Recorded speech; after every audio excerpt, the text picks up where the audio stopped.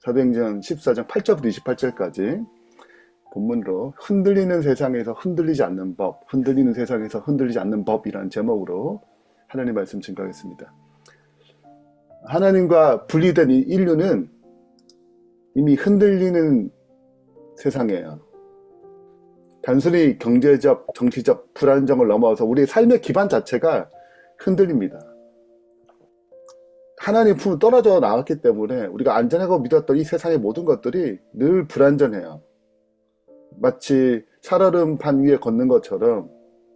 그래서 흔들리는 세상을 정의하자면 하나님을 떠난 인류가 자신의 안정과, 왜 불안하니까 자신이 스스로 안정을 찾기 원하잖아요. 그래서 인간의 힘으로 여러 가지 정체성, 안정을 찾기 위한 정체성, 또 구축한 시스템. 그렇지만 이것이 얼마나 연약하고 변덕스럽고 신뢰할 수 없는 것인지를 보여주는 것이 흔들리는 세상의 개념입니다. 그 민낯을 잘 보여주는 본문이 사도행전 14장의 본문이에요. 바울과 바나바가 이제 누스드라는 도시에 들어갑니다. 근데 거기서 이제 안전병을 고치니까 신으로 숭배받아요. 영광이 정점이죠. 신이 된 거잖아요. 제우스 신, 이렇게 신으로 이제 숭배받거든요.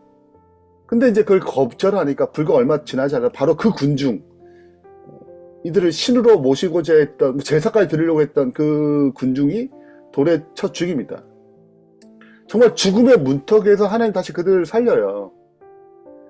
이게 세상의 모습이에요. 한순간에 이 열광적인 칭찬과 그 마음이 사리로 바뀌는 거죠. 그만큼 인간의 마음과 본성은 흔들리고 이 세상도 그렇게 흔들리는 것입니다. 그래서 복음은 이 흔들리는 세상에서 흔들리지 않는 삶의 유일한 해답이라고 성경은 얘기해요. 하나님의 말씀을 이렇게 얘기합니다. 특별히 세 가지를 살펴볼 텐데, 첫 번째는 복음은 흔들리는, 인간이 만든 이 우상 시스템이 흔들리는 세상 시스템이죠. 그래서 복음은 이 무너질 헛된 우상 시스템이 아니고 창조주, 흔들리지 않으신 그 하나님께로 가게 하기 때문에 유일한 해답이 돼요. 두 번째는 고난 자체가 흔들리는 삶이거든요. 근데 이제 고난을 없애는 것 대신에 그 고난을 통과하게 함으로 우리를 굳세게 만듭니다. 세 번째가 뭐냐면, 복음은 진리가 없는 공동체 대신에 진리의 터를 가진 교회, 공동체를 세우기 때문에요. 진리의 터는 흔들리지 않는 것입니다. 하나씩 살펴보겠습니다. 첫 번째, 복음이 이제 헛된 우상숭배 시스템 대신에 창조주 하나님께 돌아가게 합니다. 여기 8절에 보면 누스드라에서 발을 쓰지 못하는 한 사람이 앉아 있는데 나면서 걷지 못하게 되어 걸어 본 적이 없어요. 그래서 바울이 이제 하나님의 능력을 힘입어서 그 사람을 일어나 걷게 합니다. 우리가 그걸 봤어요. 그래서 소리를 지르면서 신들이 사람의 형상으로 우리 가운데 내려오셨다 하여, 바나바는 제우스라 하고 바울은 그 중에 말하는 자이므로 헤르메스라 하더라.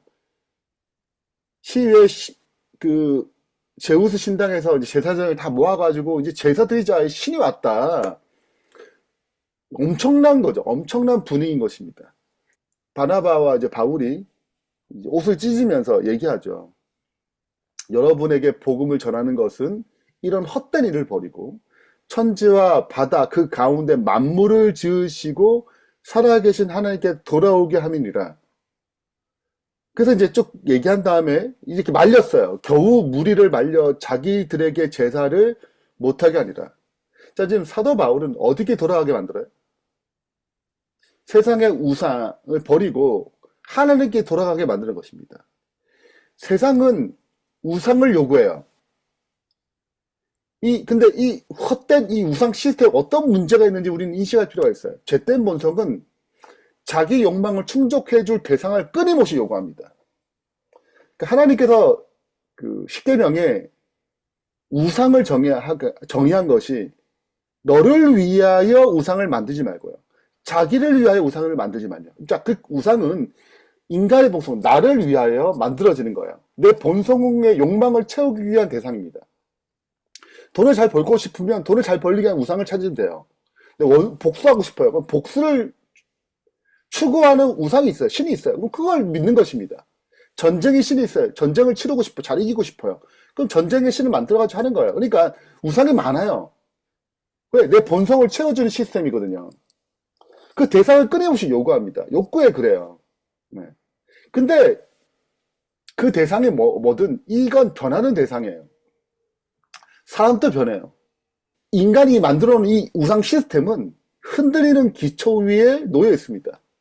인간의 마음이 얼마나 간사해요. 화장실에 들어갔던 마음과 나오는 마음이 다르잖아요. 그런 삶을 만든 우상이에요. 그 얼마나 오래 가겠어요. 이런 가운데 복음은 해결책을 제시하는 것입니다. 창조주께로 돌아가라 얘기해요. 왜냐하면 그 창조주 하나님은 우리를 만드신 분이고 변하지 않는 분이시고 명존하신 분이세요. 전능하신 분이시고 그렇기 때문에 흔들리는 인간의 본성에 의한 그래서 만들어진 우상이 아니고 흔들리지 않은 그 하나님께로 우리의 인생의 탓을 거기 내리길 바라는 거죠. 그게 돌아가야 되는 거예요. 그래서 이 흔들리는 세상에서 흔들리지 않는 영원하신 하나님을 경험할 수 있는 것입니다. 이 세상은 무너질 세상이에요. 돈, 여러분 죽으면 끝나요. 우리가 세상에 나오는 수많은 기반, 집, 얼마나 오래 가겠어요? 좋은 차, 얼마 오래 가지 못해요. 죽으면 모든 것이 물어 돌아가는 것입니다. 이 세상 기반 자체가 이 죽음 위에 놓여 있어요. 흔들려요. 그래서 이 죽음을 극복하시고 영원한 삶을 허락하시는 그분께만 안정감이 있는 것입니다. 그분이 만든 세계가 영원한 세계예요. 그러므로 복음으로 초대하는 것입니다. 두 번째, 복음은 고난을 없앤다고 얘기하지 않아요. 고난을 통과하게 만듭니다. 19절에 보면 유대인들이 지금 이제 계속 쫓아와요. 그들이 만든 시스템을 자꾸 무너뜨리니까 얘네들 없애야겠다 생각하는 것입니다. 왜냐하면 그들이 만든 시스템은 일단 이 세상에 살아가는데 안정감을 준다고 생각하는 거예요. 그래서 그 기득권이 흔들릴 때 얘네를 잡아 없애야 되는 것입니다. 흔들리니까. 그래서 이제 유대인들이 안디옥과 이고니에 쫓아와가지고 또 여기 사람들 충동시켜서 돌로 쳐 죽였어요. 정말 죽은 줄 알았어요. 근데 하나님이 그 기운을 허락하셨어요. 죽은 줄 알았지만 죽지 않았죠. 세상은 속임수를 허락합니다. 고난을 회피하도록 요구해요. 좋죠. 고난을 회피하면 얼마나 좋겠어요. 이렇게 하면 고난을 피하고 성공할 수 있어. 고난을 닥치면 너 인생 끝난 거야 라고 속임수를 계속 부여합니다. 근데 여러분 기독교의 복음은 고난이 피할 수 있어 이렇게 얘기하지 않아요. 20절에 보시면 바울이 일어났어요. 그 성에 들어갔다가 하나님께서 죽음 직전에서 다시 회복시켰죠. 그리고 이튿날 바나바와 함께 더베로 갔다. 여러분 생각해 보세요. 죽기 직전까지 갔단 말이죠. 근데 그 다음날 막 움직일 수 있어요? 죽기 직전까지 갔는데 하나님이 회복시킨 거죠. 이튿날 바나바와 함께 더베로 갑니다. 자, 그리고 복음을 그 성에 전하여 많은 사람을 제자로 삼고 루스드라와 이고니아와 안디옥에 돌아갔어요. 자, 이게 다 뭐냐면 다 핍박을 받았던 곳이에요. 쫓겨간 곳입니다. 근데 그러면 이렇게 죽기 직전이고 쫓겨간 곳이고 막 박해를 받으면 어떻게 해야겠어 태도가. 야, 가면 안 되겠다. 야, 안 돼. 야, 가면 안 돼. 이렇게 생각할 거 아니에요. 근데 지금 다시 거슬러서 다, 글로 다 들리는 것입니다. 그리고 믿음에 머물러 권하고, 하나님 나라에 들어가려면 많은 환난을 겪어야 할 것이라고 얘기해요. 야, 하나님 들어가려면 고난이 없어. 피할 수 있다니까. 이렇게 얘기하지 않아요. 고난을 겪어야 돼. 어쩔 수 없어. 우리 이 길을 가는 길은 좁은 길이야. 이 길을 통과해야 돼. 라고 얘기하는 것입니다. 복음의 고난관이 있어요. 이거는 많은 환난을 통과해야 됩니다. 그래서 고난 당하는 것을 당연하게 여겨야 돼요.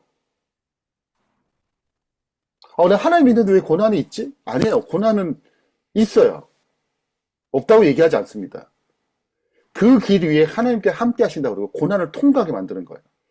고난을 통한 영광으로 입성한다고 그래요. 그 성경은 고난을 불로 얘기합니다. 정금을 연단하는 불. 정금같이 나오는 거죠. 그래서 고난을 재해석하는 거예요. 형벌이 아니다. 이건 훈련이다. 고난은 우리를 망하게 하는 것이 아니고 우리의 믿음을 정금같이 만들고 우리의 신앙을, 우리의 삶을 성숙하게 만드는 거룩한 훈련이다 얘기해요. 고난은 힘들잖아요. 그래서 하나님 더 깊이 의지하게 만듭니다. 그분을 통해서 통과하게 만들고 이기게 만들어요. 제가 전에도 말씀드렸지만 파도가 거세면 힘들잖아요. 근데 그 파도 때문에 더 빨리 간다니까요. 역설이죠. 세상에 거센 고난의 파도가 닥칩니다. 근데 그 고난의 파도가 우리가 보다 더 빨리 항구에 이르도록 역사하는 그 복음의 능력으로, 하나님의 능력으로 우리가 이렇게 나아갈 수 있는 것입니다. 10년 걸릴 것이, 우리가 느헤미야도 공부했잖아요. 느헤미야가 3, 4년 해도 안 될 것이 52일 만에 해결됐다니까요. 성벽이. 마지막으로 복음은 진리가 없는 공동체를 제공하지 않아요. 복음은 진리의 터를 가진 교회를 세우는 것입니다. 이것이 복음의 열매예요. 사도 바울과 바나바는 돌아가면서 그들이 세웠던 제자들 다시 격려합니다. 교회를 다시 세워요. 그리고 23절에 각 교회의 장로를 택합니다. 왜냐하면 장로는 지도자거든요. 지도자를 택해가지고 금식 기도하며 그들에게 믿는 믿음을 위탁하고, 믿는 주께 그들을 위탁하고, 다시 비시디아, 밤비아, 버가, 아사드리아, 마침내 안디옥, 다 거슬러 돌아가요. 안디옥은 1차 선교 여행의 센터, 이방 선교의 센터거든요. 거기 머무르는 거예요. 그리고 그들 다 모아가지고 간증합니다. 간증. 우리가 어떻게 고난 가운데 복음이 전파되고 얼마나 많은 이방인들이 예수를 믿게 되고 놀라운 역사가 일어나고, 그래서 교회를 세워요. 세상은 공동체가 있어요. 네, 뭐 팬클럽, 그리고 뭐 등산, 뭐 이런저런 테니스, 운동, 취미에 따라서, 뭐 배우는 목적에 따라서 있어요. 네, 뭐 직장 단의 공동체죠. 이익 집단이잖아요. 근데 그 이익이 무너지면 끝나는 거예요. 회사 계속 다니겠어요? 아니잖아요. 일시적인 굉장히 조건적인로 연결되어 있습니다. 근데 여러분, 교회 공동체는, 여러분 이렇게 교회에서 일하잖아요. 저를 제외하고. 저는 돈을 받아요. 우리 집사님들, 장로님들 돈 안 받아요. 돈 내고 다니세요. 그렇잖아요. 이런 집단이 어디 있냐고요. 굉장히 특이한 집단이에요. 무보수로 일하세요. 네. 성실하고 헌신한 마음으로. 또 일 잘못하면 또, 아, 이거 왜 그렇게 하냐고 또 욕도 먹어요. 뭐 이런 공동체 다 있냐고요. 세상과 전혀 다른 공동체예요. 네. 그 기초가 뭐냐면 진리의 반석 대신 예수 그리스도예요. 왜냐하면 우리가 하늘을 경험하기 위해서 이 공동체를 만들어가는 거거든요. 그래서 하늘의 섬김이 돈 받고 섬기는 게 아니잖아요. 예수님이 이 땅에 와서 섬김이 돈 받고 섬긴 게 아니잖아요. 그래서 사랑의 섬김이 어떻게 공동체를 만들어가는지 이익 집단이 아니거든요. 그런 공동체를 통해서 하나님 나라가 이런 거라를 맛을 보여주는 거거든요. 완벽하지 않지만, 여전히 문제가 있지만. 그래서 하나님이 다스리는 세계가 어떤 곳인지를 경험시키는 곳이 교회여야 돼요. 복음 공동체죠. 네. 그래서 세상과 달라야 되는 것입니다. 너무 중요한 거예요. 제가 어제 설교도 했지만 반드시 복음을 경험해야 돼요. 그러면 세상과 다른 방식으로 살아가거든요. 그 연약한 사람들이 모여가지고 복음이라는 이름으로 교회를 세워가는 것입니다. 결론을 맺겠습니다. 우리가 이 흔들린 세상에서 흔들리지 않는 삶을 살려면 복음을 통해서만 가능해요. 첫 번째는 그 복음을 주신, 복음을 우리 다시 영원한 구원을 주시는 그 창조주께 돌아가게 합니다. 거기에 능력이 있고, 거기에 힘이 있고, 거기에 회복이 있고, 거기에 진짜 사랑이 있어요. 그래서 거기에 닷을 내려야 돼요. 이 세상에 살아갈 때 복음을 반대하는 사람들이 있습니다. 그래서 뭐 이단이라는 소리 들을 수 있어요. 왜 안식을 일년을 지켜야죠. 이렇게 들을 수 있어요. 우리가 올바른 성경대로 살게 된다면 사는 길은 세상으로부터 또 다른 성서적이 않은 그들이 착각하는 것으로 우리를 공격받을 수 있어요. 근데 복음은 고난을 통과한 능력을 줍니다.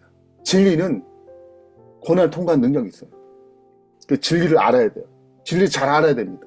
그래야지 흔들리지 않아요. 근데 혼자 하면 힘드니까 하나님은 교회 공동체를 만들었어요. 진리라는 터 위에 뿌리를 내리도록 교회 공동체를 만들었습니다. 복음 공동체를 만들었어요. 그 안에서 우리는 성경을 배우고 복음을 전하는 것도 배우고 또 서로 세우는 것도 배우고 서로 섬김을 배워요. 그 이기적인 자아가 깨지는 것입니다. 그 교회는 갈등이 있어요. 그 갈등 가운데 주님의 지혜와 주님의 마음으로 이 갈등을 뛰어넘어서 거룩한 복음 공동체를 만들어야 되는 것입니다. 오늘 그러한 흔들리지 않은 복음의 세 가지 비결을 우리 삶 가운데 이루어지길 바라면서 말씀 마치겠습니다.